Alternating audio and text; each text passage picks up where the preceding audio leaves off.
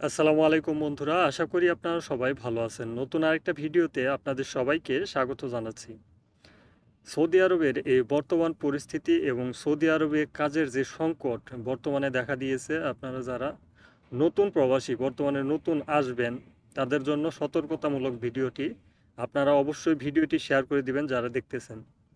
হয়তো আপনাদের উপকারে না আসতে পারে, আপনাদের ভাই বিরাদার আত্মীয় স্বজনের উপকারে আসতে পারে। সৌদি আরবের এই বর্তমান পরিস্থিতিতে আপনারা যারাই সৌদি আরবের ভিসা নিয়ে বর্তমানে আসবেন, অবশ্যই কাজ জেনে আসার চেষ্টা করবেন। যে কোনো হাতের কাজ, যে কোনো কাজ জেনে আসার চেষ্টা করবেন। কাজ যদি না জেনে সৌদি আরবে আসেন, পরবর্তীতে দেখা যাচ্ছে যে এখানে কান্নাকাটি করেও আপনার কোনো লাভ হবে না। সৌদিরা কিন্তু আপনার কান্না শুনে আপনাকে টাকা দিবে না। তাই অবশ্যই সৌদি আরবে আসার ক্ষেত্রে আপনি ড্রাইভিং জানেন, তাহলে আসতে পারেন। আপনি ভালো সেলুনের কাজ জানেন, তাহলে আপনি আসতে পারেন।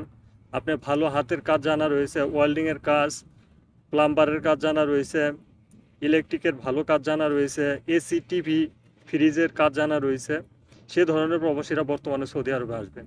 অন্যথায় অন্য যে কোনো ধরনের প্রবাসীরা যদি বর্তমান সময়ে সৌদি আরবে আসেন, 100% ধরা খেয়ে যাওয়ার সম্ভাবনা রয়েছে। আপনি যে টাকা ইনভেস্ট করে আসবেন ওই টাকা তুলতেই আপনার কিন্তু দিনরাত পরিশ্রম করেও আপনার কোনো কাজ হবে না।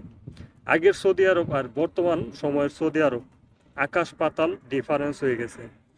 আগে আমরা গল্প শুনেছি অনেকের কাছে, কিংবা আমরা নিজের চোখেও দেখেছি যে একটা বিড়াল কিংবা একটা কুকুর মেরে ওই সৌদিদের বাসায় বাসার সামনে রেখে দিলে কিন্তু সেটা পরিষ্কার করার জন্য টাকা দিত।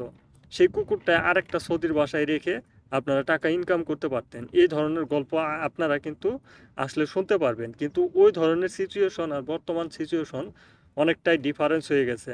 এই বর্তমান সিচুয়েশনে সৌদি আরবের যে কতটা অমানবিক হয়ে গেছে, হাজারো প্রবাসী না খেয়েও সৌদি আরবে থাকতেছে।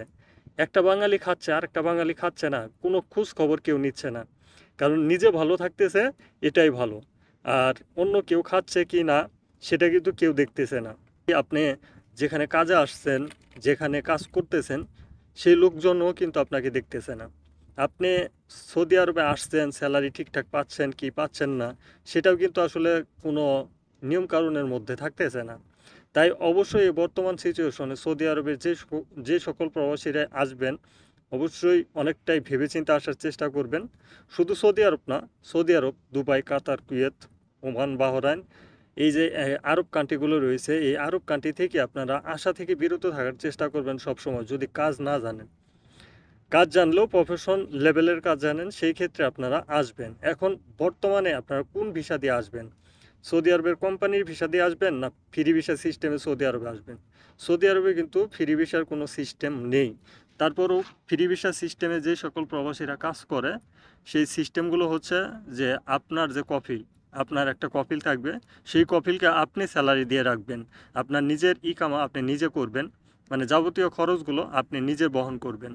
এই সিস্টেমগুলো মেনটেন করে আপনাকে আসতে হবে সৌদি আরবে।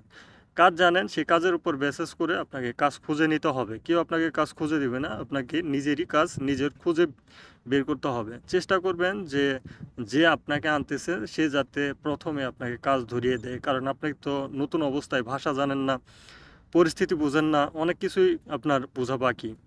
তো সেই জন্য অবশ্যই এই বিষয়গুলো আপনাদেরকে প্রথমে ভেবেচিন্তে আসতে হবে।